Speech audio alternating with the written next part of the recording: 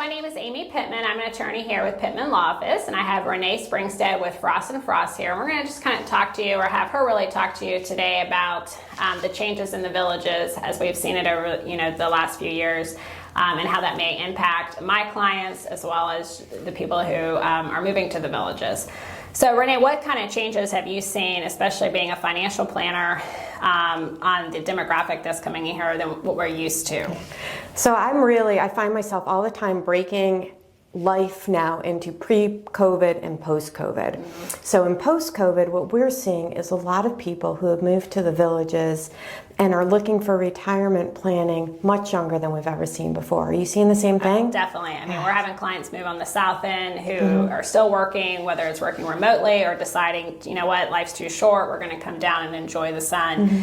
And so it is changing how we do planning, because most of our planning has been towards retirees. And now we're like, okay, we can't really ask that question anymore as a factor, as a ideal client, because so many of our clients are coming in are still working, and that's fine. It's just a different conversation. Yeah, it's a lot different, and it's an enjoyable change for things, right? Because now you get to help them build that plan and help them feel that confidence that they are ready to retire. Because I think a lot of people move down here, and that working remote just changed it for them. They can work from home, but now they're sitting in their office and they're looking outside, and all their friends are golfing or having driveway parties or out doing, the multitudes of activities there are in the villages.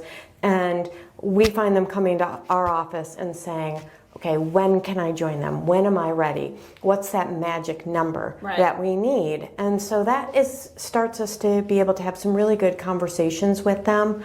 I think a lot of people, it might be because of social media, there's a what's your number? If I have $1 million, does that mean that I can retire? And so that's where people start with me. How much do I need to be able to retire? Right. And it's so much different for this new set of pre-retirees than it is for our existing retirees, because our existing retirees had a few things going for them.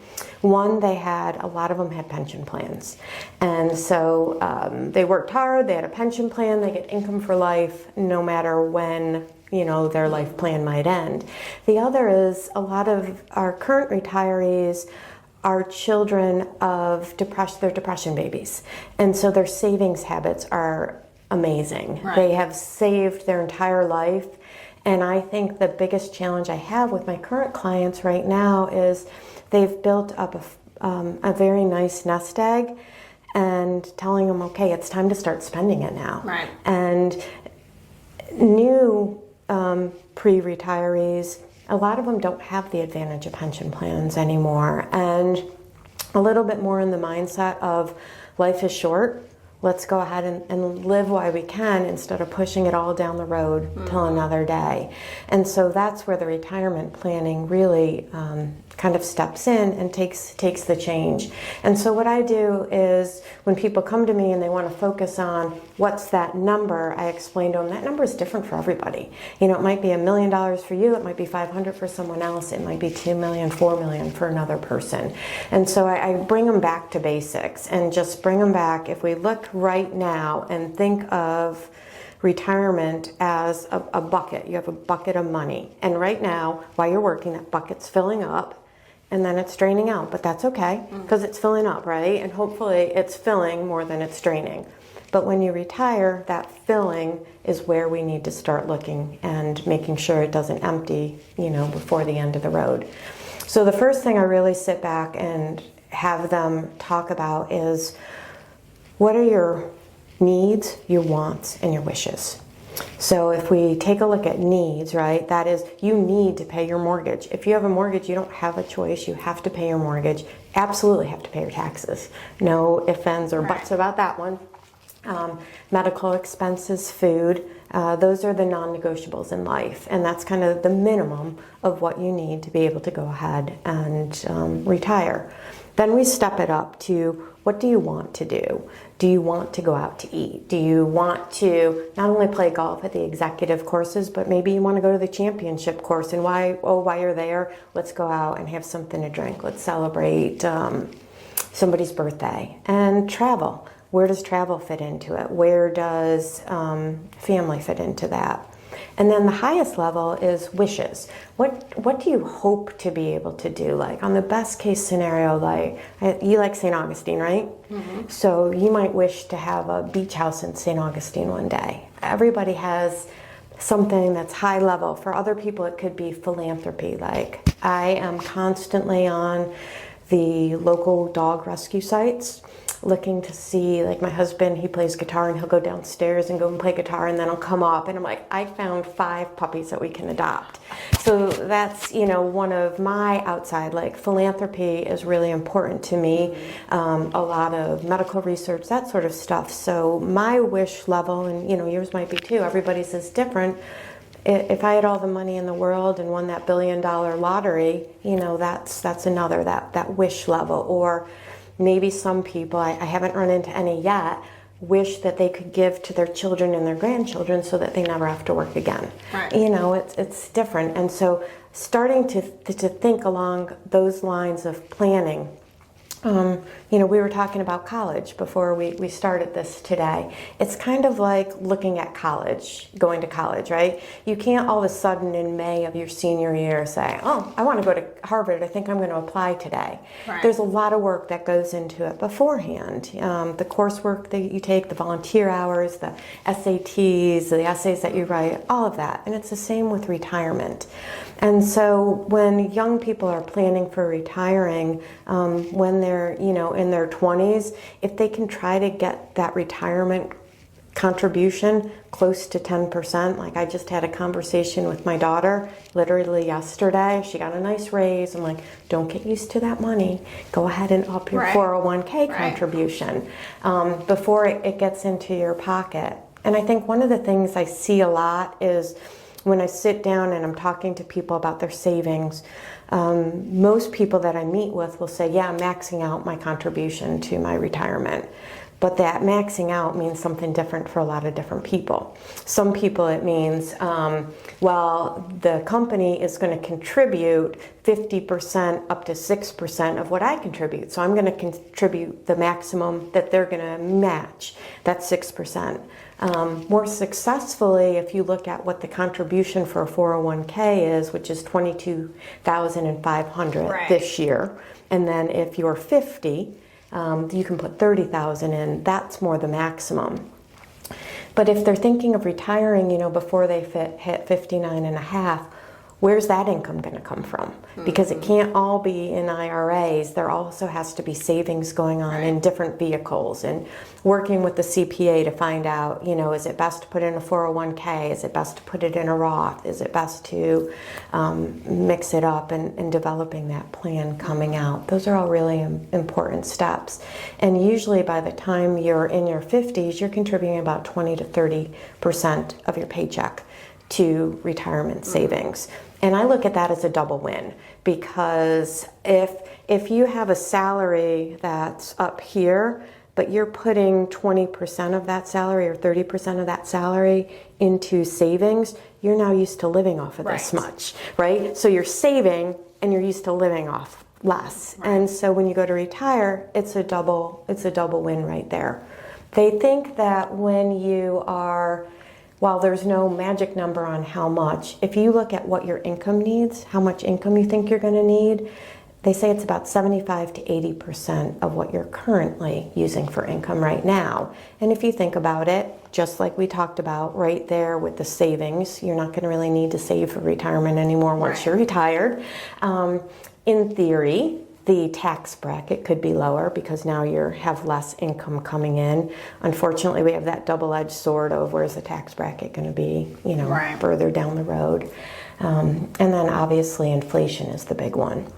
And I think, again, as we talk about pre-COVID, post-COVID type of thing, pre-COVID, inflation really wasn't a worry for so many people because we hadn't experienced much of it. It's kind of out of sight, out of mind. Oh yeah, prices go up a little bit. But during COVID, we saw really the detriment that inflation can do. If you were to think of it as a terrorist sneaking into every American's tax pocket and taking out, at one time was over 8% of their savings. That's what's happening right now. So when you're building that retirement plan, you have to kind of think, about the what ifs of things and where are prices going to be down the road.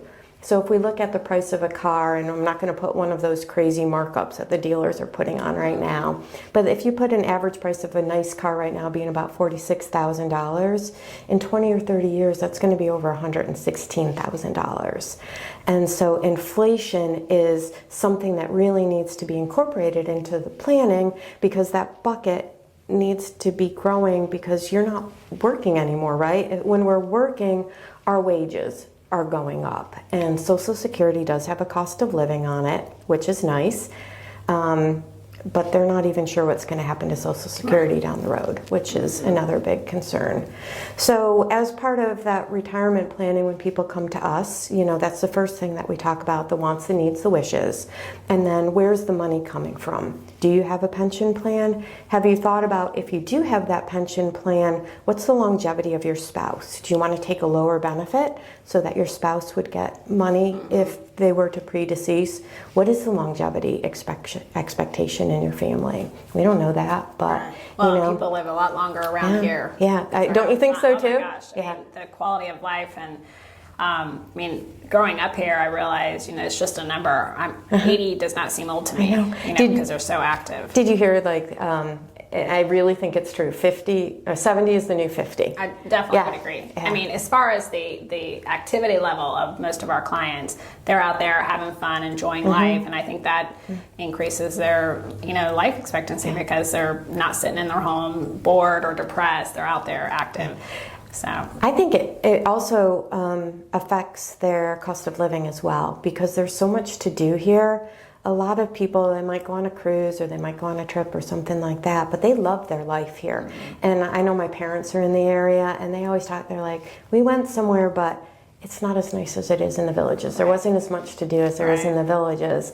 And so that part of that retirement plan is identifying, what your cost of living is going to be. In a state like Florida, with no state taxes, is also a pretty nice place to be. I'm seeing a lot of them selling their homes up north for a lot more, and then having this influx of cash and not necessarily knowing what to do with it. Yeah. So it's not retirement funds, but it's monies that they're not putting back in a house because the houses down here are not as expensive. Yeah.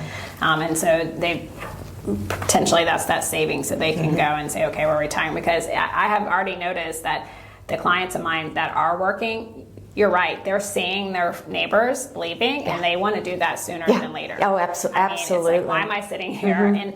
And some of them are going part-time or trying to reduce their hours so they can enjoy the lifestyle that the villages offer, or any of their retirement communities around here. Yeah, and that's where that financial planning becomes so important, because a lot of people that are already down here are in pretty good shape. I mean, they're goal-oriented, they're driven to succeed. And so when we take a look at their financial plan, I've had to have a few conversations and say, you either need to stop saving as much, reevaluate what your gifting plan's going to be, or retire earlier. Sometimes I have to have that uncomfortable plan, like you're not going to be able to spend that much, or you're going to have to keep working, or at least work part-time for a while longer. Well, and some of our clients enjoy working, maybe not full-time, but they get down to the villages and realize, oh, this is not something I want to continue to do, just play all day, so they'll get another job, or they have the opportunity to volunteer in the masses of charities, events, and organizations that they are involved in here in the villages. And I think it's one of the things that makes it go round, like all of their classes and clubs and everything, they always have somebody who's coordinating all of that for them. We have very highly educated, trained, gifted people in this community. It's just unreal what it's done for not just the villages, but the surrounding areas outside of the villages. Absolutely. So we, with that retirement planning, then we go ahead and then we start crunching all the numbers and taking a look at different situations, different market conditions. What's the success rate based on if you're going to retire at this age, live this long, spend this much type of thing. And it's been a really enjoyable aspect. I'm sure you find parts of your job that you just really love. And for me, working with people to realize their dreams is just very fulfilling. Yeah. Now, and as estate planning attorneys, it has changed, not just, our conversation, but like us doing these YouTube channels, it's because of the age coming into here. So how are they getting their information, as well as the planning? So, our planning is starting early, and we're going to end up dealing with those clients much longer over their lifetime than my older clients, because they've started earlier. So that conversation, estate planning with their children are still in college or just getting out of college, it's going to be a more long-term relationship with us. So it's definitely something that's changed. Okay, I was going to ask, so are you working with the family as kind of a unit where you start with the grandparents, then start working with the children a little bit? Right now, I have several clients that I'm dealing with the parents and then their children, but I'm seeing more siblings. Okay. Like, we're seeing families moving down, siblings that have been all over the country, and now they're kind of getting all together, which is super cool, since I'm fortunate to live near most of my siblings. But that's where I'm seeing it's just all the siblings. But yes, I do have several parents, clients, and then their children. I'd probably say in the last 2 months, I've had 5-6 clients whose young children are moving to the villages. And so now they're not yet having that conversation with me, because most 20, 30-year-olds don't think they need an estate plan, which is incorrect. But that is a new conversation just happening because of Middleton and what that's going to bring to this community. So it will be interesting to see it. And obviously we change and we'll grow with the change of the villages. But yes, I can see that happening where the parents are pushing it. Because even though the parents, I've had several parents who are like, oh, I wish my kid could do this with you, but they live X. Well, I'm like, okay, well, that's fine. As their Christmas present, say, hey, I'll help cover that power of attorney or healthcare documents, even though it's in a different state, or giving them the contact information. That's a good idea. In that area. So, because most young people don't think they're going to become incapacitated or pass away unexpectedly. So we've always kind of had that conversation. So I do feel like, because the kids will be moving here, the parents will be a little bit pushier about it. And I don't know if it's because as we are in the villages or any retirement community, we see death at a higher volume. So it is a conversation we have definitely more often than other communities. So whether it's incapacity or just seeing aging happening, I think it does wake us up and go, okay, this could happen to anyone. So it's good to have these conversations. And as our planning changes based on our demographic changing, I find it exciting. I'm hoping it will bring additional support staff to all the communities and businesses in the area. Yeah, that's a really good point. Need that. Yeah, I've been fortunate enough, I got to do two conversations with young granddaughters of clients of mine. One of them is thinking going into the financial field, and she wanted kind of a female role model to sit down and talk to, so I got to do that. And then another grandchild, she's just starting off. Actually, quite a few of them, and just starting off with that savings plan, sitting down, meeting. One of my clients, she wanted her grandchildren to start saving early, but also to understand how different things that they choose to do will affect their plan. And so she seeded with the gift money, she seeded an account for them. Oh, that's cool. And so that's one of the aspects that's really fun to work on too. Anything else that you want to add, or? Yeah. So just Fross and Fross Wealth Management, we have the 2 locations. We've got one in Lake Sumter Landing, and then the other one is in Brownwood. And we have a brochure on retirement planning. We do offer financial plans, and so if anybody is looking to see where they stand and think that's something that might be of value to them. And not just retirees. Right. You're more than just retirees. Absolutely. And professionals as well.